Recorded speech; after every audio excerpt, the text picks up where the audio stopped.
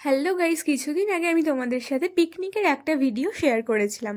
তো সেখানে আমি বলেছিলাম যে মাংসর রেসিপিটা তোমাদের সাথে আলাদা করে শেয়ার করব। তো আজকে সেই ভিডিওটা নিয়েই চলে এসেছি।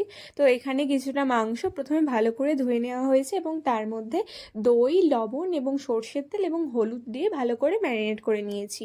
হলুদটা প্রথমে দিতে ভুলে গেছিলাম, তো পরে দিয়ে নিয়েছি। তো ম্যারিনেট করে 1 ঘন্টা রেখে দিয়েছিলাম ভালো করে ঢেকে।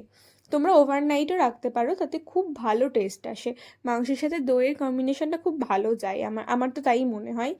তো যাই হোক, ম্যারিনেট করে রাখার পর আলুটা ভেজে নিলাম। আলুটা ভালো করে ভেজে নিয়ে সেটা তুলে রাখার পর ওই কড়াইতে, মানে ওই তেলেই গোটা গরম মশলা, তেজপাতা এগুলোও দিতে হতো, কিন্তু সেখানে হাতের কাছে ছিল না বলে দেওয়া হয়নি। তো প্রথমে জিরে এবং শুকনো লঙ্কা ফোড়ন দিয়ে দিলাম।